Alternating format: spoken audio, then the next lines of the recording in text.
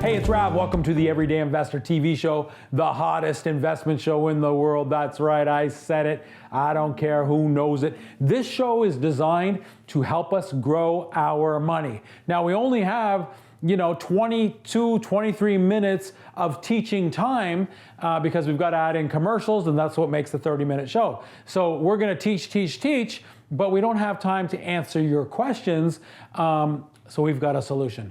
everydayinvestor.com. Sign up for the Everyday Investor Summit happening October 29th, where we have 7 different strategies to teach you in order to grow your money. It's basically free. Light lunch, lunch is provided. Light breakfast, lunch is provided.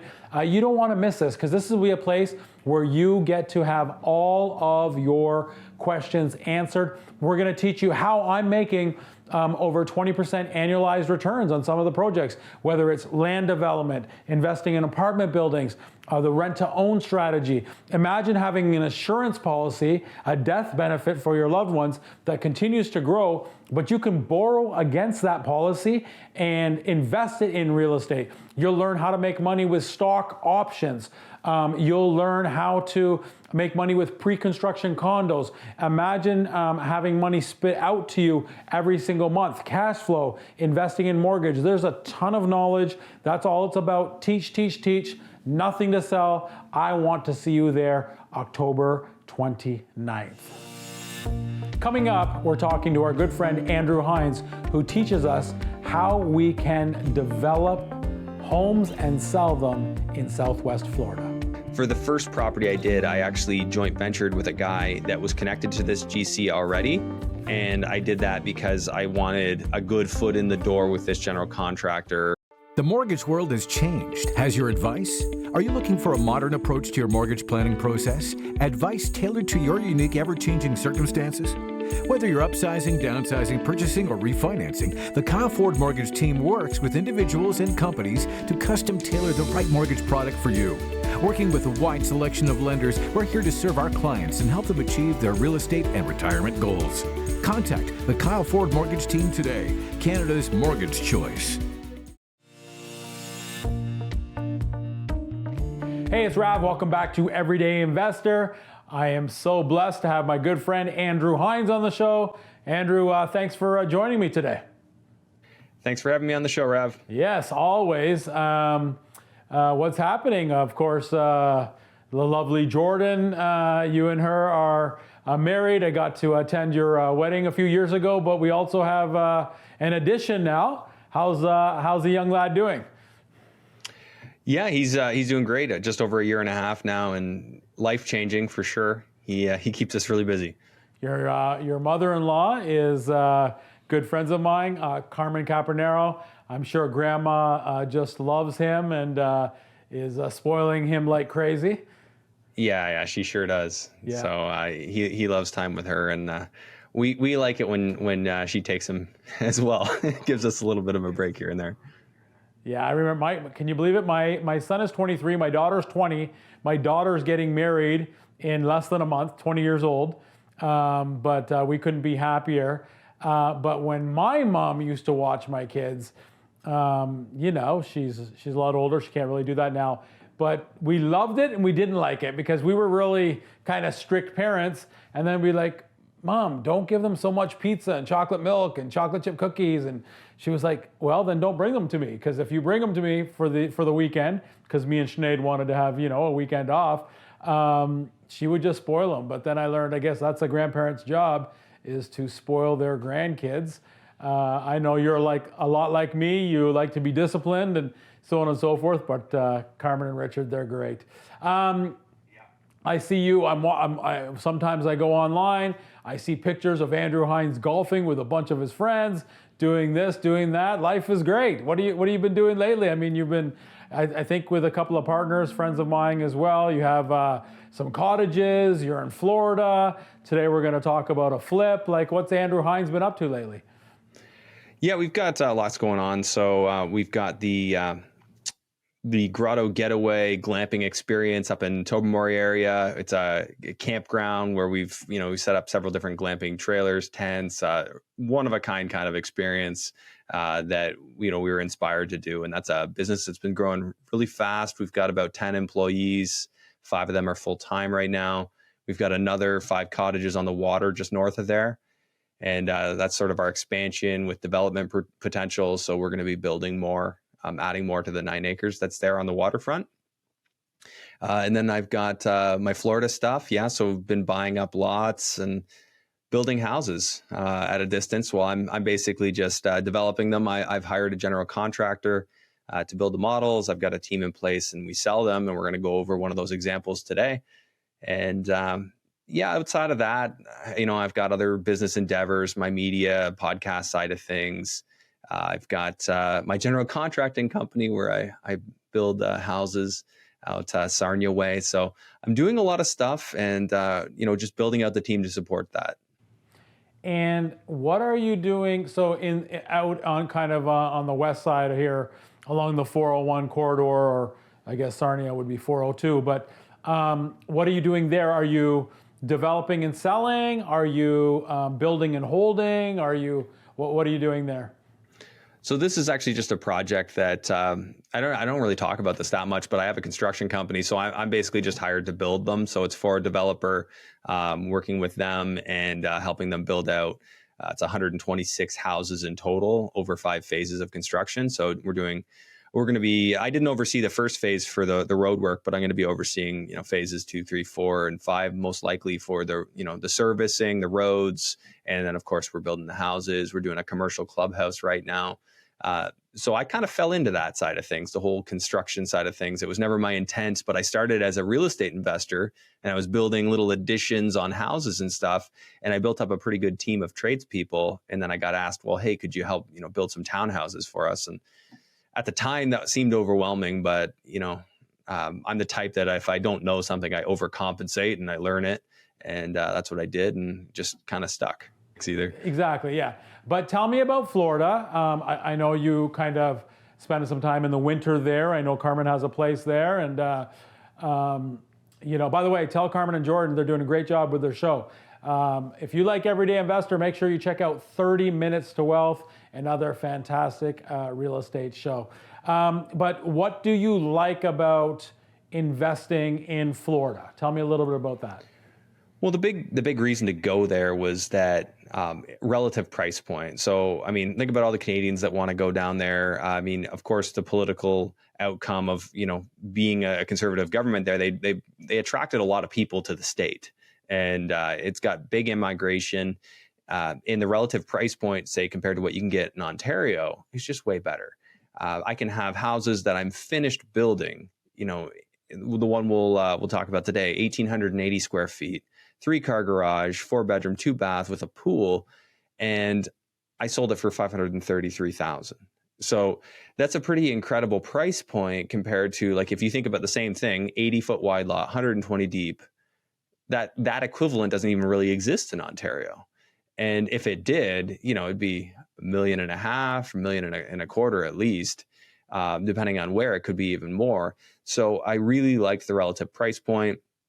I haven't yet been a landlord in Florida, but I went down there sort of looking. When the lockdowns were happening in Ontario, we went down and we spent 3.5 months down there, and we were really just looking. I'd like to invest here. I started thinking that then it's time to start planning a contingency to when Ontario doesn't become viable as an investor, or if it becomes less viable.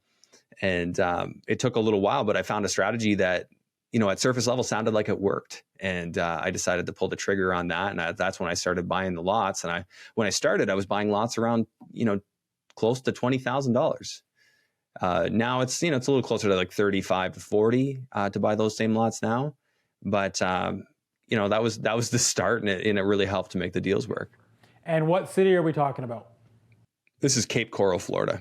Cape Coral, yeah. I spent a couple months there, rented a house there, and you're right. And there's still things available, but you're buying land, and for a Canadian to be able to go and develop, again, there's a learning curve, and I appreciate your mindset and tenacity to figure that out. And, you know, we won't get into it on this show, but when it comes to the legalities, the taxes, the accounting, all that, you've mastered that as well, and it's still a very lucrative business for you? Yeah, I mean, the accounting side of things, like you got to have somebody who does cross border. But if you find a professional that does that, it becomes quite easy. I don't file my own Canadian taxes, haven't in, 10, 15 years. So it was just natural that I would just kind of build that in and have them handle, the US stuff as well. And once you know the right people, it's not hard. But definitely, I mean, I wouldn't want to be filling out my own US tax forms. Yeah. And then is all this all cash, or are you getting a mortgage on these until you sell it? Yeah, it started out all cash, just as I was searching for a mortgage lender that would lend to me, not being American and not having any U.S. credit or anything like that. So that took a while. I hit a lot of roadblocks, people who were sort of unprofessional in the finance side of things. There are just so many lenders down there, and some of them just, they promised the moon, but then they would just go quiet on me. So it took a while, and I was already moving. So I built the first two without any financing. I was coming in cash, taking money from Canada, the properties that I had sold, and then I finally got a mortgage lender that was willing to work with me. They lent on the first one. So it was a construction draw mortgage. So as I built it, they would come out and inspect, and based on how much it was done, they would release funds to me. And it's really slick once it's all set up. It's very effortless. They send out their own inspectors. They send the report, and money gets wired directly to my account. One more question before we go to break. Do you prefer the build and sell, or do you prefer the buy and hold? I mean, it just depends on where. Generally speaking, I think buy and hold is a great way to build wealth, but I don't think that the specific location I'm building in is a great candidate to hold in. And I'm just talking from a cash flow standpoint. I don't think the numbers are that lucrative. I think there are other places in the US that make more sense. So I've sort of chosen this area for a, buy and flip kind of model with the new construction. But generally speaking, yeah, I'm way more into creating something that I'm going to hold long term and that's going to enrich my wealth long term. I mean, listen, there's no right or wrong. One is growing your money, and one is, creating a bank that spits you out money monthly kind of thing, and it's growing at the same time. So I'm of the opinion you need, short-term money, medium money, and long-term money. So you want to check all of those boxes. So this works as a nice short-term money, but I'm definitely going to be adding more medium and long-term to it as well. Great. All right, well, let's take a quick break. Let's go through the numbers on one of your build and flips, if you will. We're talking about good friend Andrew Hines, not just a pretty face, a wealth of knowledge as well. Don't go anywhere. We'll be right back. Hey, it's Rav. A few years back, I learned about trading stock options by taking the Theta Trading course. My son, my friends, myself, all of us benefited immensely by applying their strategies, and I want you to have that same benefit by taking their course as well. I'm not receiving any monetary benefit whatsoever by telling you this. It's just that, as you know, I believe that knowledge mitigates risk. Visit their site to find out more.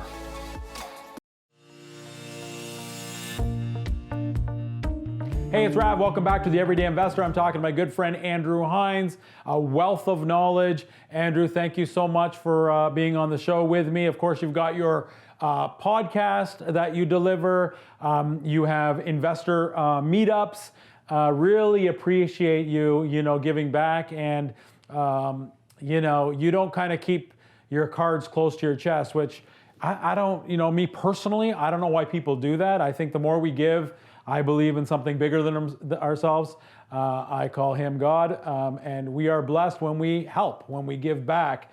And that's always been my philosophy, and I know it's yours as well. So thank you for just sharing your knowledge. And of course, we both agree that knowledge mitigates risk. Knowledge breeds confidence. And if we can help other people do that, it's a good thing. So you've done many things. You've been on my show many times. You've hosted my show. You've been on Carmen's show. I've watched you speak live. You've been in businesses, mortgages, development, flipping, the whole gamut. Right now, we're just going to look at one of your properties that you built and flipped in Florida. So this is in Cape Coral, you said, which is, just minutes away over the bridge from Fort Myers, and really one of my favorite places, Naples.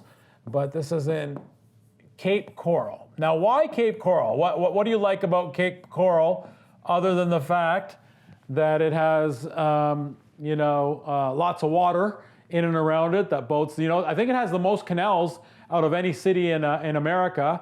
But yeah, for sure. From a real estate perspective, why do you like Cape Coral?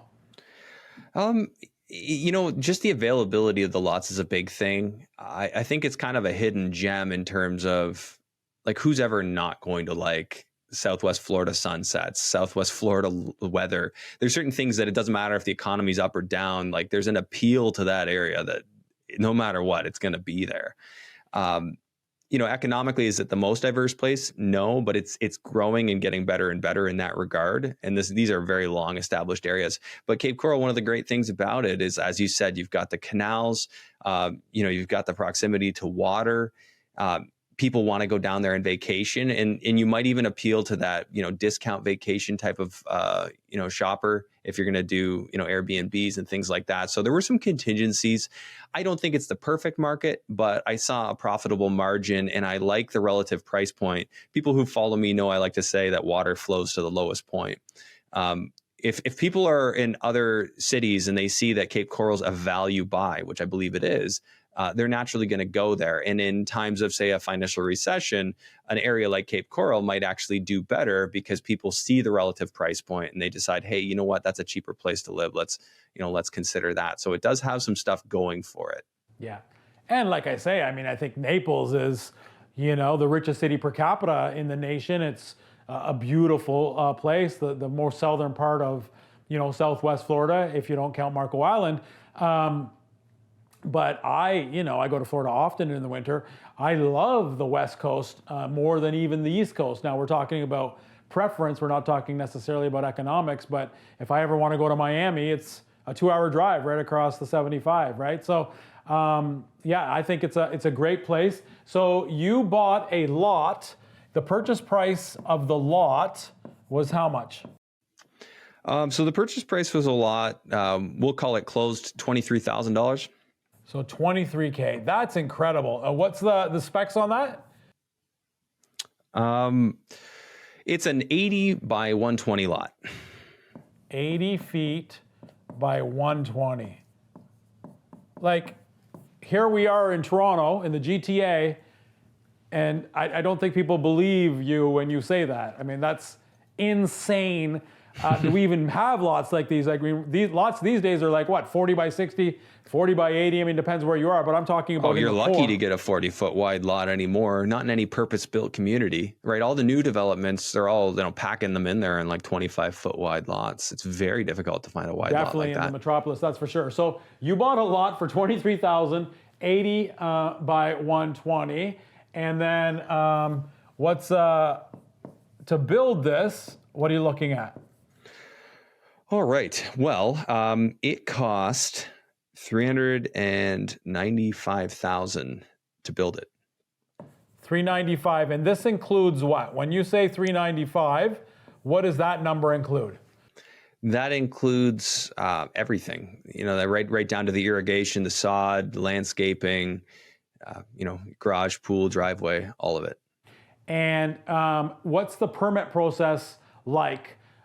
Anybody can buy a lot, I'm guessing, but now to build in Cape Coral, what do we have to do with the municipality? Well, the number for permits and development charges, they call them impact fees, is all included in that number, that $395,000. The permit process, I didn't do it directly myself. My general contractor submitted it for me, but basically we had a survey done. We plotted the house on the lot, and then there's a drainage plan created. They send it through their engineers, and she submits it directly to the city. They were taking about, in a best case scenario, 6 weeks to approve a permit. which was okay. We were able to work with that. And it's been pretty easy. Once it's ready, we have to pay the fee to release it. I send a payment to my contractor and she starts to build. It's been very, very hands off for me, which for me, that's not typical. Like I'm usually more hands on and I'm very slow to trust a contractor, but she came to me through a source that I trusted. And now you've done, I mean, you've done tons and tons of in vehicles when it comes to investing. This is your second one like this, buying land in Florida and building? Well, I have, I bought 10 lots. I ended up selling 2 of them just as land. And then I built 3. I have 3 built so far. 2 of them are gone and sold. One's listed for sale right now. And then I've got surveys on 2 more, 3 more actually. So I'll be starting 2 more in the near future. Amazing. And why did you sell those lots? I mean, we call that, would that terminology be called land banking, kind of, when you buy some land, wait for it to go up a little bit and sell it? It wasn't really the intent. Once the interest rates started, continued to just increase and increase, I looked at cost of capital and just figured, you know what, I'd rather just use the money that's tied up in that land. So I just sort of listed everything I had for sale. If somebody wanted to make me an offer, they could. Otherwise, I'd build. And that's sort of been how I've been approaching it since. And we have a friend, Neil Walia, and he buys properties in Florida. He has over 100 and buy and holds. But he says it's challenging to find the right team. I mean, he's gone through so many contractors and realtors and appraisers. But once you find your team, you have your team. Did it take you some time as well to find the right people? General contractor, for example? Yeah, that was the hardest part, the general contractor and well, really the concept. So for the first property I did, I actually joint ventured with a guy that was connected to this GC already. And I did that because I wanted a good foot in the door with this general contractor so that she would eventually deal with me directly. So I sort of paid the cost of admission to get introduced to her by joint venturing with him. So I bought the land, I paid for the build, funded the whole thing. And I told him, hey, you know what, just so you know, after this one, I'm going to be, dealing direct. And he was okay with that. And that's how we've proceeded. So awesome. Okay. Yeah. What, any more numbers here? Okay. So yeah, the build cost was 39. We've got about $25,000 in carrying costs. Okay. And then I had another $11,500 in costs, just closing costs on the private mortgage. Okay. So you borrowed the money to do this? All right. Yeah, I had to come in with a down payment, but I borrowed money.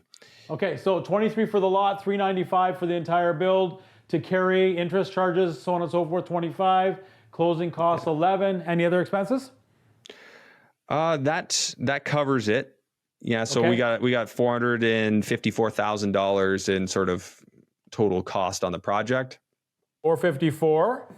And then you sold this property for what? $533. Wow. How long did it take you? That one actually sold before it was done, so it worked out really well. So what's my profit on this? Well, I had to pay 2 realtors, so 6% commission. So take off $40,000 for realtor commissions and closing costs on the back on the closing side. Yeah. So the profit left over is $39,000. Okay, so roughly 40K. And how long did this take you? When did we start? I think we started building this one in like October and it closed in July, end of July. Okay, so whatever that is, 8, 9, 10 months. But the thing about this is because you're creating a system, Andrew, you could do 3, 4, 5 of these at the same time. Yep. And that's the big thing, right? I mean, I am a little disappointed in the number. I thought we were going to do a bit better than that, but at the end of the day, it's such minimal involvement for me. Like I could get away with 5 hours in on one of these deals or less, probably less. So that's the key thing, right? Yes, there is some money that needs to be invested, though. No, but that's great. But you're walking away 40 grand. You put in, a week's worth at best if accumulated, and you could do 5, 6 of these at the same time. Andrew, listen, time. Yeah. Sorry, go ahead. Well, I was just gonna say, yeah. Now that I got the lender, I got the the GC, I got the law. It's like now it's much easier to just say, okay, let's do more. Yeah, no, it's fantastic. That's what I appreciate about you is you're always looking to get bigger and better. Andrew, thank you so much for being on the show. Without you, we would not have a show because it's people like you that give a lot of knowledge to the viewers, and I just really appreciate it. Thanks for having me. And now it's time for our teaching tip of the week. Hi, it's Darren Mitchell with this week's teaching tips. I want to talk today about the infinite banking policy and how and why you should save a portion of your money in there. But first I want to step back and say, how do most people save? How do they save for the short term? How do they save for the long term? So this is what a typical person would do. They have an income. They take the income, they pay some expenses, and then they typically go into two buckets. We got bucket number one here. I'm going to call that the short-term bucket. Your short-term bucket tends to be a bank account. Now, why do they put it in that short-term bucket? Well, they want liquidity. They want to be able to use it. They want to have control. And they want it safe. And the bank account checks all those, right? Liquidity, use, control, and it's safe. But what do you give up by putting your money in the bank account? Well, there's no growth. Or next to no growth. So that's the trade-off. You have liquidity, use, control, safety, but you don't have growth. And then people say, well, for my other bucket, I'm going to put money into my long-term bucket, and the long-term bucket for most Canadians, the first place is going to be in our RSP. And the idea here is we are going to have growth. Now I'm going to put a little star there and say potential growth. You can have potential growth. You can also have negative years, but you can have potential growth. But what did you give up by putting it in here? Well, you gave up liquidity. You gave up really use. Your money's effectively in jail. You're going to leave it there until retirement. You gave up control. You really have no control over the stock market if it drops 40% tomorrow. So you've given up safety. So you've given up liquidity, use, control, and safety for potential growth. Now what about an infinite banking policy? Well, what if we put that over here and we said infinite banking policy? Okay, what do we have? We have liquidity, we have use, absolutely. You can access 90% of the cash value anytime you want. You can use it for opportunities. We have control. You're definitely in control of your money. Your cash value cannot go down. It can only go up. It's guaranteed to go up. It's got a 150-year track record of paying the dividend. Market drops, this doesn't drop. Stock market, real estate, Bitcoin, everything can drop. This doesn't drop. You're in control. Safety, absolutely. Not only can it not drop, but there's an added death benefit in there that if something happens to you, your family's going to be safe or provided for, a big lump sum tax-free death benefit. And we're going to have growth. We're going to have real competitive growth.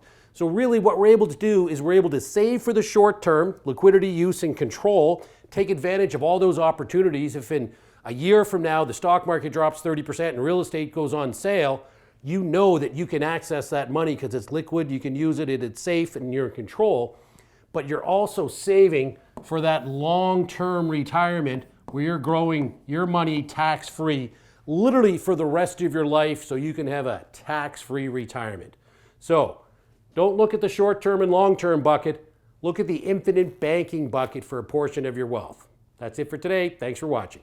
Great stuff. Always great to learn. That's all the time we have. I want to thank you guys for watching. Without you, we would not have a show. Make sure you go to everydayinvestor.com. Sign up for the summit that's happening October 29th. Watch this show again. Watch any past shows, kind of like on demand. Until then, we'll see you next week, same place, same time. Honey, I love you. I'll be home soon. Bye, everyone.